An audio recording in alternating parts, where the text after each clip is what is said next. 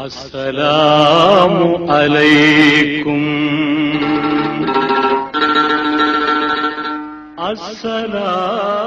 அஸ்ஸலாமு அலைக்கும்.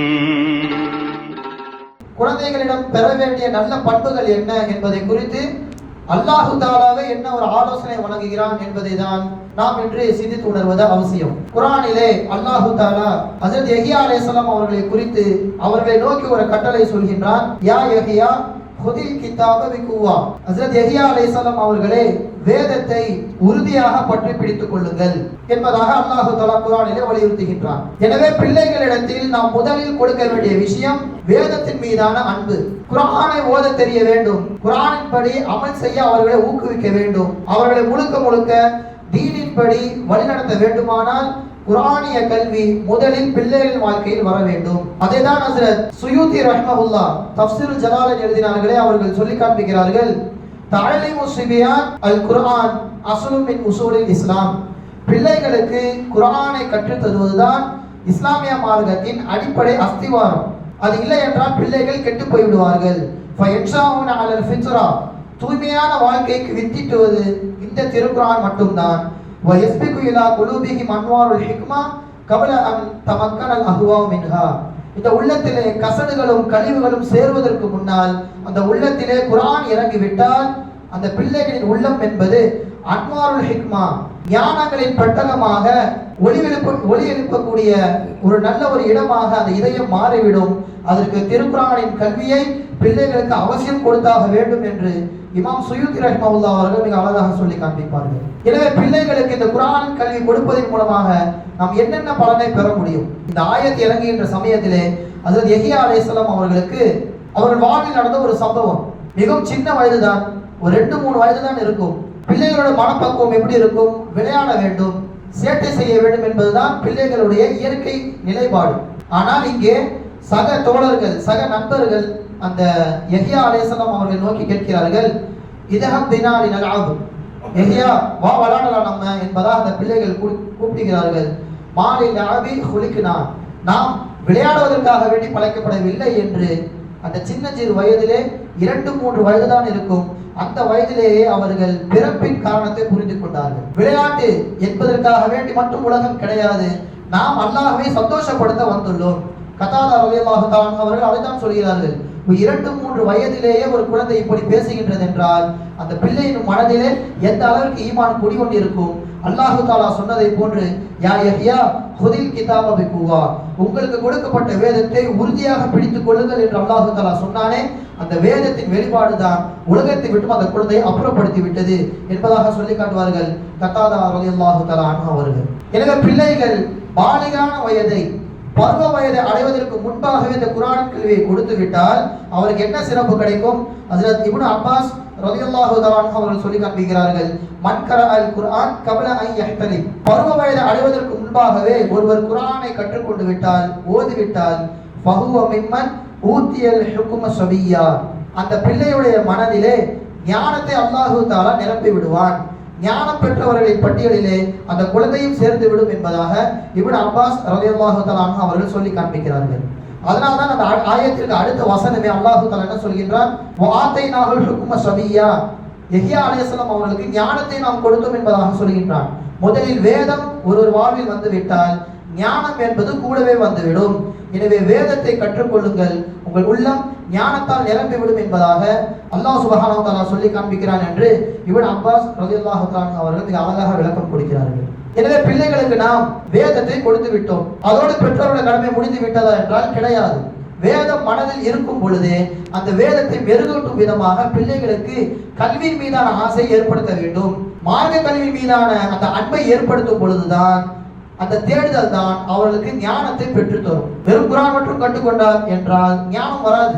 அந்த ஞானத்தை தூண்டும் விதமாக பிள்ளைகளுக்கு மார்க்கத்தின் மீதான பிடிப்பை ஏற்படுத்த வேண்டும். இந்த விதத்தில் தான் இமாம் பெருமக்கள் வளர்ந்தார்கள். சுமார் 1.5 வருடங்களுக்கு மேலாக அடிபட்டும் சித்திரவதை செய்யப்பட்டும் இருந்த காசா மக்கள், அந்த பகுதியில ஒரு குழந்தை பிறக்கிறார். அந்த குழந்தை இறக்கின்ற பொழுது 55 வயது, உலகம் போற்றும் பிள்ளையாக மரணிக்கிறார். யார் அந்த பிள்ளை? முத்தலிபி வம்சத்தை சார்ந்த ஒரு குழந்தை, ஒரு பெண்மணி. குழந்தையை பெற்றெடுத்த உடனே கணவனை இறந்து விடுகிறார். கணவனை இறந்தவுடன் இந்த பிள்ளையை எப்படியாவது உலகம் போன்று மகானாக மாற்ற வேண்டும் என்ற நோக்கத்திலே காசாவில் இருந்து மக்காவிற்கு குடிபெயர்கிறார் அந்த பெண்மணி. அங்கே சென்றவுடன் வெறும் 7 வயதிலே பிள்ளைக்கு குர்ஆனுடைய கல்வியை கொடுத்து விட்டார். அவர் ஒரு ஹாஃபில் குர்ஆனை மனனம் செய்து விட்டார். 7 வயது முடிந்தவுடன் அந்த பிள்ளைக்கான இயற்கையிலே உள்ள நிலைப்பாடு விளையாட ஆரம்பிக்கிறது. பிள்ளைகளோடு விளையாட்டு, சிறு வயதிலேயே அம்பு எறிவதில் தேர்ச்சி பெற்ற குழந்தையாக மாறுகிறது.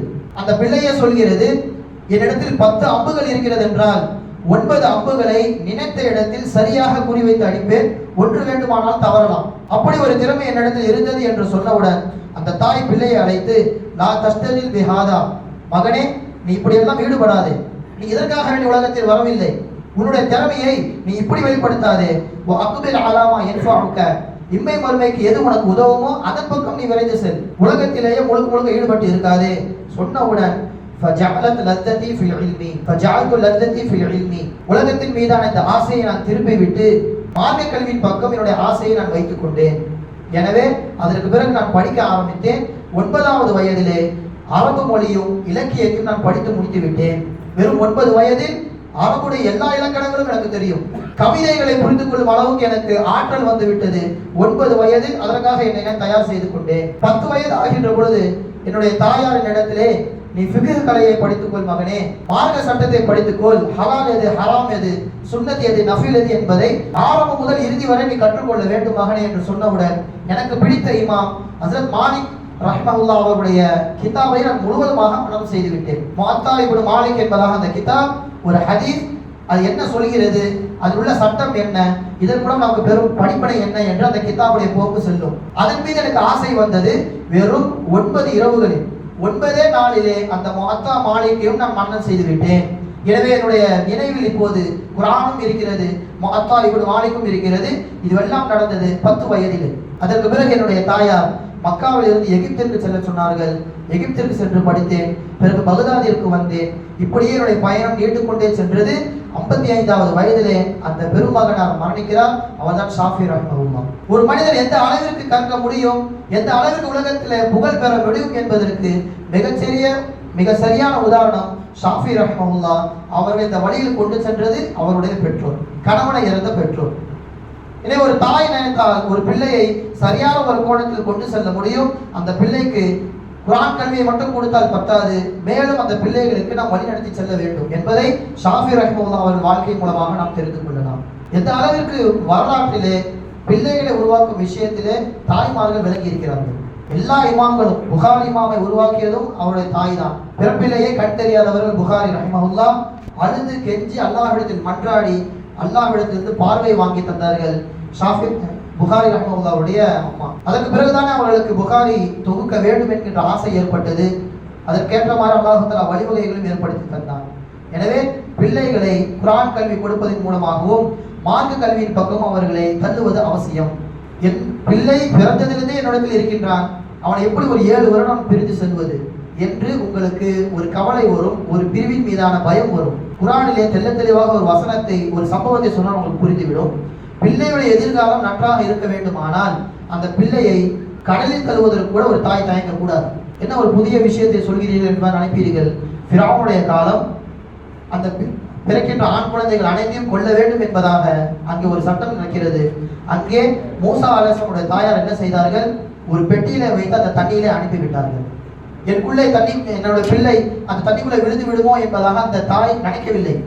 அவனுடைய எதிர்காலம் நன்றாக இருக்க வேண்டும், அவன் உயிருக்கும் அவனுடைய உடமைக்கும் எந்த ஆபத்தும் வந்துவிடக் கூடாது என்று பிள்ளையின் மீது உள்ள பாசத்தால் கடலிலும் அந்த நைல் நதியிலும் பிள்ளையை தனியாக வைத்து அனுப்பினான் அந்த தாயார். அதே போன்றுதான் பிள்ளைகளுக்கு மார்க்க கல்வியை கற்றுக் கொடுக்க வேண்டுமானால் கட்டாயம் அவர்கள் பிரித்து வாழ்வதுதான் மிகவும் சிறந்தது. ஒரு 7 வருட காலத்தில் முழுமையாக படிக்க முடியுமா என்றால் முடியாதுதான். ஆனால் ஓர் அளவிற்கு ஈமானை பாதுகாத்துக் கொள்கின்ற அளவிற்கு ஈமான் உறுதியாக மாறிவிடும் என்பதை இந்த சம்பவத்தின் மூலம் நாம் புரிந்து கொள்ளலாம். எனவே பிள்ளைகளுக்கு குர்ஆன் அதனை சார்ந்த கல்விகள் மிகவும் அவசியம். அப்படி இருந்தால் அந்த குழந்தைக்கு நாம் தெளிவான ஹிக்மத்துகளை வழங்கும் என்பதாக அல்லாஹ் தஆலா சொல்லிவிடுகின்றான். மூன்றாவதாக அப்படி ஒருவருக்கு குர்ஆனுடைய கல்வியும் ஹிக்மத்தையும் நாம் கொடுத்து விட்டால் நம் புறத்திலிருந்து அவருக்கு இலகிய மனத்தை கொடுப்போம், இரக்க சுபாவத்தை கொடுப்போம். அந்த பிள்ளைக்கு வன்முறை என்பது தோன்றவே தோன்றாது என்பதாக அல்லாஹ் தஆலா சொல்லி காண்பிக்கிறான். நாமும் நம்முடைய பிள்ளைகளுக்கு இரக்க சிந்தனை ஏற்படுத்த வேண்டும். எல்லோரையும் கண்ணியமாக பார்க்க வேண்டும். யாரின் மீதும் அளவு கடந்த வார்த்தைகளை பயன்படுத்தி விடக்கூடாது. நளினத்தை பயன்படுத்த வேண்டும். வார்த்தைகளில் கவனம் தேவை என்பதை பிள்ளைகளுக்கு ஒவ்வொரு முறையும் நாம் சொல்லிக்கொண்டே இருக்க வேண்டும். அப்படி இருந்தால் அந்த பிள்ளை அல்லாஹ் தஆலா சொன்ன இந்த உபதேசத்திற்கு கீழ் வந்து விடுவார். இன்னைக்கெல்லாம் பிள்ளைகள் அதிகமாக பெற்றோரிடத்தில் இருப்பதும் குறைவு, மதரசாவில் இருப்பதும் குறைவு. ஒரு 8 மணி நேரம் முழுக்க முழுக்க அவர்கள் பள்ளிக்கூடங்களில் தான் இருக்கிறார்கள். எவ்வளவோ கெட்ட விஷயங்களை கற்றுக்கொள்ளும் அளவிற்கு தான் இன்றைய கால பள்ளிக்கூடங்கள் இருக்கிறது. பேசுகின்ற வார்த்தையில், நடத்தையில் முழுக்க முழுக்க பிள்ளைகளுக்கு வஞ்சகத்தை தூண்டும் விதமாகத்தான் இன்றைய செயல்பாடுகள் இருக்கிறது. பிள்ளைகளை கண்காணிக்க வேண்டும். அவர்களின் தனிமையை ஆராய வேண்டும். பிள்ளைகள் எந்த கோணத்தில் செல்கிறார்கள், சும்மா ஒரு மொபைலை கையில கொடுத்தால் அந்த பிள்ளைகள் எங்கு செல்கிறார்கள் என்பதை முதல் கொண்டு பிள்ளைகளை குறித்து பெற்றோர்கள் கவனிப்பது அவசியம். அந்த பிள்ளைகள் பார்க்கின்ற விளையாட்டின் மூலமாக அல்லது மொபைலில் வழங்குகின்ற கேமின் மூலமாக வன்முறைகளை தூண்டுகிற விஷயம் நிறைய இருக்கிறது. ஒருவனை சுடுவதை போலவும் ஒருவனை அடிப்பதை போலவெல்லாம் இப்போது கேமுகள் வந்து பிள்ளைகள் மனதிலேயும் அது விஷமாக விதைத்து நிற்கிறது. அதேதான் அவர்கள் பிள்ளைகள் நம்முடைய நண்பர்கள் மூலமாக வெளிப்படுத்துகிறார்கள். எனவே பிள்ளைகளுடைய விஷயத்தில் இதை மிகவும் கவனித்து நாம் எடுக்க வேண்டும். பிள்ளைகளுக்கு இரக்க குணத்தை ஏற்படுத்தி தர வேண்டும். குறிப்பாக பெரியவர்கள் மீதான அன்பை, பெரியவர்கள் மீதான கண்ணியத்தை பிள்ளைகளுக்கு கட்டாயம் கொடுக்க வேண்டும். ஒரு ஹதீஸிலே வருகிறது, யார் தனக்கு மேலுள்ள ஒரு நபரை கண்ணியம் செய்கிறாரோ அவர் வயது முதிர்ச்சியிலே வருகின்ற பொழுது அவருக்கு கண்ணியப்படுத்தும் ஒரு விதமாக ஒரு மனிதன் அல்லாஹ் தஆலா உலகத்தில் ஏற்படுத்துகின்றான். நான் ஒருத்தருக்கு கண்ணியம் கொடுத்தேன் என்றால் நான் வயதாகின்ற பொழுது எனக்கு கண்ணியம் கொடுக்கக்கூடிய நபர் உலகத்திலே வருவார். சிறு வயதிலேயே அந்த விஷயத்தை பிள்ளைகளுக்கு கொடுக்க வேண்டும். பார்ப்பவர்கள் எல்லாம் எதிர்த்து பேசுவதோ அல்லது உபதேசத்திற்கு கட்டுப்படாமல் இருப்பதோ இது முழுக்க முழுக்க கெட்ட குணம். பிள்ளைகளிடத்திலே இந்த மரியாதை குணத்தை நாம் கொடுக்க வேண்டும். ஹதீஸும் அதைதான் சொல்கிறது. இன்னமின் அஜ்லாலில்லாஹி தஆலா இக்ராமு லிஷைபத்தில் முஸ்லிம். வயது முதிர்ந்த நபர்களை கண்ணியப்படுத்துவது அல்லாஹ்வை கண்ணியப்படுத்துவதற்கு சமம் என்பதாக ஹதீஸில் சொல்லி காண்பிக்கிறது. எனவே பெரியவர்களை குறித்து கண்ணியம் அந்த இடத்துல சிதைந்து விட்டால் அல்லாஹ் தஆலாவையும் அந்த இடத்துல நாம் கண்ணியம் குறைவாக நடத்துவதை போன்றாகும். பிள்ளைகளுக்கு இந்த விஷயத்தை மிக உறுதியாக நாம் சொல்லித்தர வேண்டும். அடுத்ததாக மனிதர்கள் மீது உள்ள அந்த அன்பை போன்றே பிராணிகளின் மீதும் அன்பை ஏற்படுத்தி தர வேண்டும். ஒரு சஹாபாக்களின் கூட்டம் சென்று கொண்டே இருக்கிறது. மரத்தின் மீது ஏறி அந்த பறவையுடைய குஞ்சை எடுத்து விட்டார். பறவையுடைய குட்டியை எடுத்து விட்டார். மீண்டும் அந்த குட்டியை தேடி பறவை வருகின்ற பொழுது தொடர்ந்து அந்த கூட்டத்தை சுற்றியே அந்த பறவை ரெக்கைகளை விசிறி பறந்து கொண்டே இருக்கிறது. அப்ப நபி ஸல்லல்லாஹு அலைஹி வஸல்லம் அவங்க சொன்னாங்க, யார் அந்த பறவையுடைய குட்டிகளை எடுத்தது, மீண்டும் அதை கூட்டிற்குள்ளே வைத்து விடுங்கள். ஒரு பறவையை பயப்படுத்துபவர் கூட நம்மை சார்ந்தவர் கிடையாது என்பதாக சொல்லி காண்பித்தார்கள் அன்பில் பெருமானார் ரசூலுல்லாஹி ஸல்லல்லாஹு அலைஹி வஸல்லம். பறவைகள் மீதும் இரக்கம் காட்ட வேண்டும், விலங்குகள் மீதும் இரக்கம் காட்ட வேண்டும். எந்த அளவிற்கு நஜிஸாக கருதப்படுகின்ற நாயை கூட அது தொந்தரவு தராத பொழுது அதன் மீதும் நாம் மரியாதை நடத்த வேண்டும். அதற்கும் நாம் மரியாதை கொடுத்து அதற்கான உணவையும் நாம் போட வேண்டும் என்பதை மார்க்கம் நமக்கு சொல்லி காண்பிக்கிறது. இது பெரியவர்கள் முதல் சிறியவர்கள் வரை அனைவரும் மனதில் கொள்ள வேண்டிய ஒரு விஷயம். ஒரு சஹாபி அபூ ஹுரைரா ரலியல்லாஹு தஆலா அன்ஹு அவர்கள் தான் இந்த ஹதீஸ் அறிவிக்கிறார்கள். ஒரு மனிதர் தாகத்தால் கிணற்றில் இருக்கின்ற தண்ணியை எடுத்து குடிக்கிறார். பிறகு அந்த இடத்துல வந்த நாய் தாகத்தின் காரணமாக நாக்கை தொக்க போட்டுக்கொண்டு தலையை நக்கி கொண்டிருக்கிறது. அப்ப அந்த சஹாபி அந்த நபர் என்ன செய்கிறார் என்றால் தன்னுடைய கால் உரைகளை சாக்ஸை அவிழ்த்து கிணற்றுக்குள்ளே முக்கி அதை எடுத்து அந்த நாயின் வாயிலை புழுகின்றார். இந்த விஷயத்தை சொல்லிவிட்டு நபி ஸல்லல்லாஹு அலைஹி வஸல்லம் சொல்கிறார்கள், அவருக்கும் அல்லாஹ் தஆலாவிடத்தில் கூலி இருக்கிறது. அவரும் அல்லாஹ்விடத்திலே மகத்தான ஒரு கூலியை பெற்றுக்கொண்டார். யா ரசூலல்லாஹ் வ இன்ன லனா ஃபில் பஹாமில அஜ்ரா, ஒரு நாய்க்கு தானே அவர் உதவி செய்தார், அதுக்குமா நன்மை கிடைக்கும் என்பதாக சஹாபா பெருமக்கள் கேட்க, ஃபீ குல்லி தி ரஜுபத்தின் கபிதின் ரஜுபத்தின் அஜ்ருன், உயிருள்ள எந்த ஒரு பிராணியை நீங்கள் நன்றாக பார்த்து கொண்டாலும் அதற்கும் உங்களுக்கு கூலி கிடைக்கும் என்பதை ரசூலுல்லாஹி ஸல்லல்லாஹு அலைஹி வஸல்லம் அவர்கள் சொல்லி காண்பித்தார்கள். எனவே பிராணிகள் மீதான அன்பையும் நாம் கொள்ள வேண்டும், பிள்ளைகளுக்கும் கொடுக்க வேண்டும். அடுத்த அல்லாஹ் தஆலா செய்கின்ற உபதேசம் என்ன? வஹனானம் மின் லதுன்னா வஸகா, பிள்ளைகளிடத்திலே தூய தன்மை இருக்க வேண்டும். ஆடைகளும் சுத்தமாக இருக்க வேண்டும், உள்ளமும் சுத்தமாக இருக்க வேண்டும். இந்த இரண்டு சுத்தம் ஒருவருக்கு வருகின்ற பொழுது அவர் ரிசாலத்துடைய நுபுவத்துடைய அந்தஸ்தை அடைந்து விடுகிறார். ஆனால் நபியாக மாற முடியாது என்பதை நமக்கு குர்ஆன் தெளிவாக சொல்லி காண்பிக்கிறது. பெருமானார் ஸல்லல்லாஹு அலைஹி வஸல்லம் அவர்கள் நபியாக மாறுகின்ற பொழுது, ரசூலாக மாறுகின்ற பொழுது அல்லாஹ் அவர்களுக்கு கொடுத்த கட்டளை என்ன? வஸியாபக ஃபதஹிர் வர்ருஜ்ஸ ஃபஹ்ஜுர், நபியே நாயகமே நீங்கள் ஆடைகளை சுத்தமாக வைத்துக் கொள்ளுங்கள், நஜிசுகளை, அசுத்தங்களை வெறுத்து ஒதுக்கி விடுங்கள் என்பதாக அல்லாஹ் தஆலா சொல்லி காண்பித்தான். இந்த ஒரு குணத்தை எவர் தன் வாழ்க்கையில் எடுத்துக்கொள்கின்றாரோ அவருக்கும் நுபுவத்தில் ஒரு பங்கு இருக்கிறது, ஆனால் நபியாக மாற முடியாது என்பதை முஃபஸ்ஸிரீன்கள் நமக்கு சொல்லி காண்பிக்கிறார்கள். எனவே பிள்ளைகளிடத்திலும் இதே விஷயத்தை நாம் புகுத்த வேண்டும். ஆடைகளை சரியாக வைக்க வேண்டும். அதுக்கு படித்த ஆடைகளை கொடுக்க கூடாது.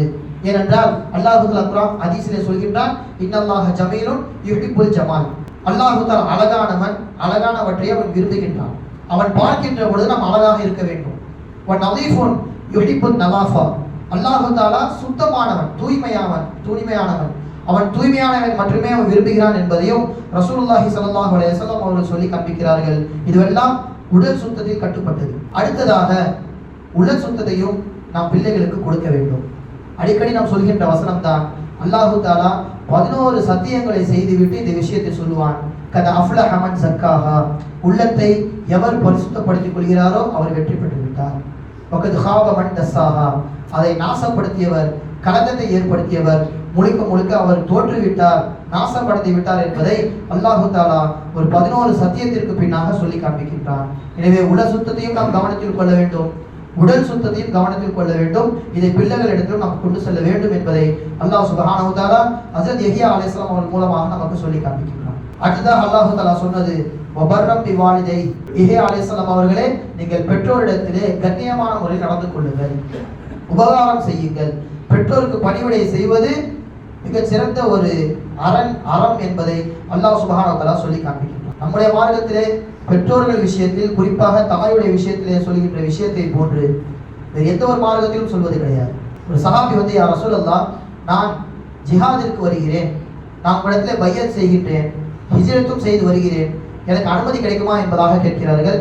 அப்ப நபி ஸல்லல்லாஹு அலைஹி வஸல்லம் அவங்க கேட்கிறாங்க, உங்களுக்கு தாயார் இருக்கிறார்களா? ஆமா ரசூலுல்லாஹ், தாயார் இருக்கிறாங்க. அந்த தாயாரை நல்ல முறையில் பார்த்துக் கொள்ளுங்கள், அதுதான் உங்களுக்கான ஜிஹாதும், அதுதான் உங்களுக்கான ஹிஜ்ரத்தும் என்பதாக சொல்லிவிட்டார்கள். தாயை விட்டு ஜிஹாதிற்கு வருவது என்பது மார்க்கத்தில் அங்கு அனுமதி இல்லை. தாயை விட்டு ஹிஜ்ரத்திற்கு வாருங்கள் என்பதாக நபி ஸல்லல்லாஹு அலைஹி வஸல்லம் அவர்கள் சொல்லவில்லை.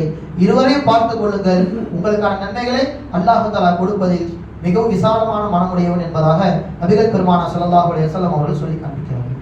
இந்த உலகத்திலே மிக சிறந்த ஒரு பட்டம் என்ன? சஹாபி.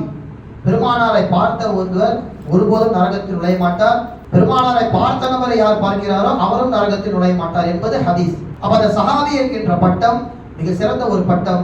ஹதீஸில் அல்லாஹ் தஆலா ஹதீஸை குதுஸில் சொல்கின்றான், நபியே நாயகமே, உங்களை பலப்படுத்துவதற்காக வேண்டி சஹாபாக்களை நானே தேர்ந்தெடுக்கிறேன். நீங்கள் யாரோடெல்லாம் நட்பு கொண்டுள்ளீர்களோ அவர்களை தேர்ந்தெடுத்தது நான் என்பதாக ஹதீஸை குதுஸில் அல்லாஹ் தஆலா சொல்லி காண்பிக்கின்றான். அப்படி ஒரு சிறப்பு வாய்ந்த பட்டம் தான் இந்த சஹாபி என்கின்ற பட்டம். இருப்பினும் கூட அதே சமுதாயத்தில் வாழ்ந்தவர் தான் உவைசுல் கர்னி ரஹிமஹுல்லாஹ். பெருமானாரை பார்க்கவில்லை, பெருமானார் விஷயத்தை கேள்விப்பட்டு முஸ்லிம் ஆகிவிட்டார்கள்.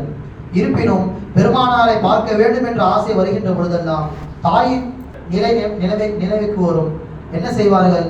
அம்மா, என்னோட ரசூலுல்லாஹை பார்க்க நான் செல்கின்றேன், எனக்கு அனுமதி கிடைக்குமா என்பதாக கேட்கிறார்கள். இந்த தாய் சொன்ன வார்த்தை, மகனே, என்னை விட்டு பிரித்து விடாதே, என்னோடு நீர் என்பதாக சொன்னவுடன் தாயின் பேச்சை மீறாமல் கடைசி வரைக்கும் பெருமானாரை பார்க்காமலேயே பெருமானார் ஈமான் கொண்டு வாழ்ந்தவர். அவர் ஒரு தாபிஈ. சஹாபி என்கின்ற பட்டத்தை இழந்து விட்டவர். இருந்தாலும் அவரை குறித்து நபி ஸல்லல்லாஹு அலைஹி வஸல்லம் அவர்கள் சொல்கிறார்கள், இன்னமின் ஹைரி தாபிஈ உவைசுல் கர்னி. தாபீன்களில் மிகவும் சிறந்தவர் உவைசுல் கர்னி தான். அவர் தன் தாய்க்காக வேண்டி என்னையே பார்க்க வராமல் போய்விட்டார் என்பதாக ரசூலுல்லாஹி ஸல்லல்லாஹு அலைஹி வஸல்லம் அவர்கள் சொல்லி காண்பிக்கிறார்கள். எனவே தாயின் மீது உள்ள மஹப்பத் அளவு கடந்து இருக்க வேண்டும்.